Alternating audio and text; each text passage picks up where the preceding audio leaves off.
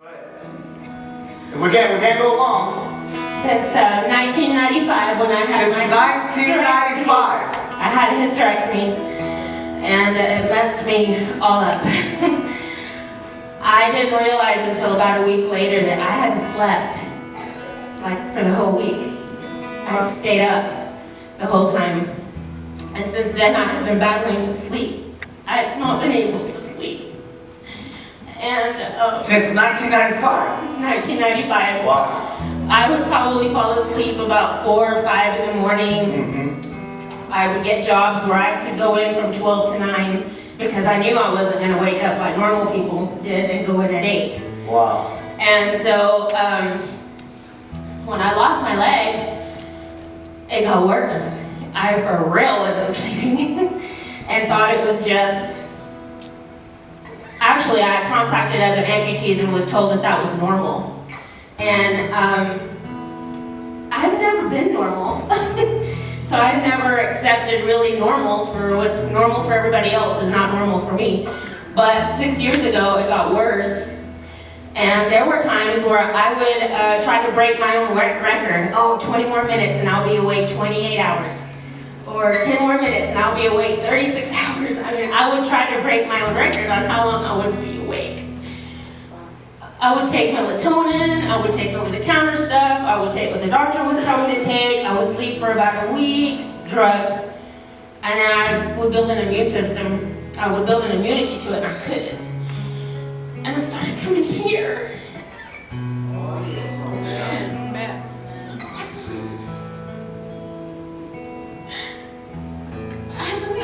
Since I was 24, I'm now 52, but I've never known him like I know him today. Amen. Oh, God. And last Wednesday, I mean, guys, try to go without 3 days in a row of sleep. Can't do it. I mean, your body hurts, head hurts, everything hurts. And then try missing a body part, and the rest of your body has to make up for that body part. So it's worse. And so what happened? What happened, Elsa? Wednesday, when you were the service, and you said these are the 4 secrets. Was that Wednesday? Yeah, that's the 4 secrets. I went to bed. Again, I couldn't sleep. It was 4 o'clock in the morning. I got up. I'm in the middle of this bed, and I'm crying. I'm just like, Lord, for real, I just want to sleep. I'm not asking for $2 million. I want to sleep. And it's free. And it's not free. Because I kept repeating that verse that Dr. D shared about God gives rest to the ones he loves. Well, that was fighting me. He doesn't love you. You're not righteous. Wow. That's why you don't get to sleep. So guess what? I had to pay. I had to pay by believing what God said, by him saying, by Pastor Marcus saying, God gives me everything. I was like, Lord, you give me everything. You give me sleep. And that night I didn't sleep still, and then Thursday night again I thought, God, you give me everything. You give me sleep. And for the last 6 nights in a row, I have had sleep all night long. Without any drugs. I couldn't take my Ambien because I don't know how the lid got stuck on the but I can't open it. I tried to get Justin to open it. He couldn't open it. Wow. And I was like panicking because I wanted to sleep so bad. And all I had to do was not just know that scripture, but walk in that scripture. And how many times the pastor said, you can quote 10,000 scriptures, but if you don't walk in them, they're not going to work. And I'm telling you, whatever that scripture is that God has put in your heart, you walk in it. You walk in it, you breathe it, you meditate it, you eat it, And so you slept for 6 nights? In a row. All night? All night. Come on, can somebody... I went over there with my nephew. He came over to visit with me, and you could tell there was just something different. He was hungry. And so when we were talking, I was just sharing with him what's been ministered here at church.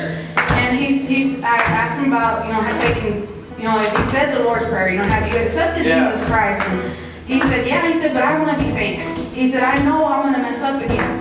And I remember when you were talking about Tater, when he started walking, and just, you're taking those steps and you're declaring it by faith. Oh, that counted.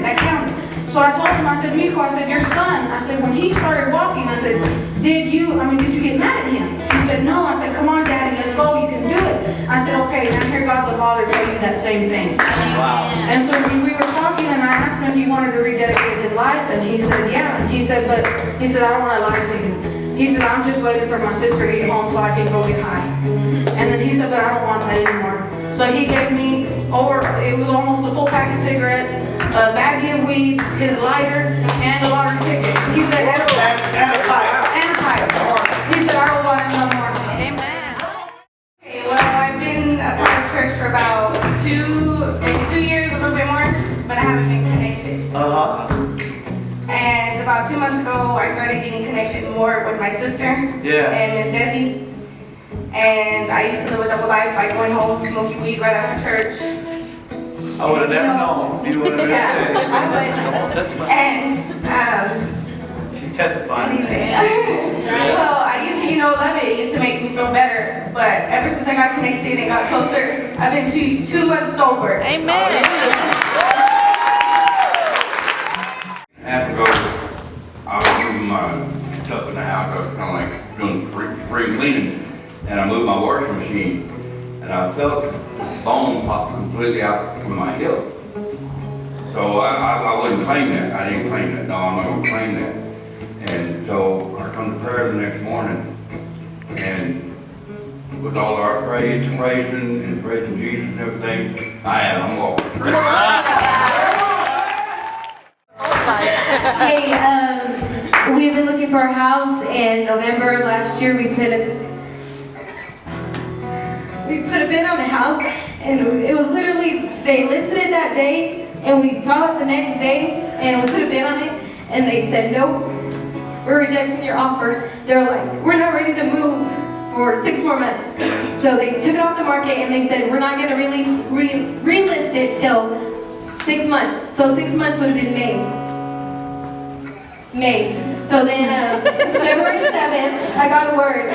Come on. From Minister Betsy, and she prophesied that she saw us in a new home, and she saw 3 months. Come on. 2 weeks later, we went to go looking at other houses. Well, we had been looking at houses this whole time. Well, 2 weeks later, we were looking at other houses, and it had the listing agent of the agent that listed the very first house that we had seen in November. And my agents, they started talking, and she said, well, you just let me know, I'll let you, the other agent told my agent, I'll let you know if the other one comes available or if I have anything else, because she knew what I liked. So then, the next day, she called my agent, texted me. Well, she called me and I had my phone on silent. So then she texted me, she was like, hey, the house on Broadway, it's available. They're giving you guys first dibs if you guys want it. So I was like, oh my goodness, praise God. Like, I did my praise dance, and then I called her. And I asked her, she told me, she was like, hey, the house is available if you guys want it. They're gonna let you guys, make an offer, and they're ready to sell. And that's in February. When they weren't gonna sell, they weren't gonna relist it till May. But I got my word, February 7th. And we closed April 18th. Wow. Real big one. I know we had put in for a house, and we got accepted for this house that we wanted. But the same word, whenever Minister Rachel said she's seen us covered with our children praising and worshiping. Well, the house we live in is big enough or bigger than what we need. Well, yesterday, Yvonne's mom came down. Me and her don't really talk to each other now. But we started talking, and she said, I don't have a problem with giving y'all the house. Wow. She said, you fix it up, it's y'all's.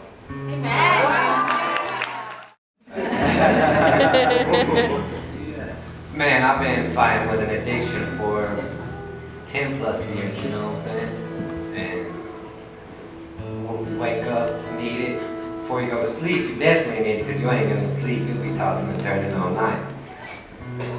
But I've been my salvation about, 2 weeks, two Sundays back. And Man, that one day morning, if your boy didn't smoke by 10 o'clock, he was sick, you know what I'm saying? He's in the restroom or however, he can't keep on going. Come on, Shane. That's real. Real. But, man, that one day, I was no problem, no taste for it, no sickness. Just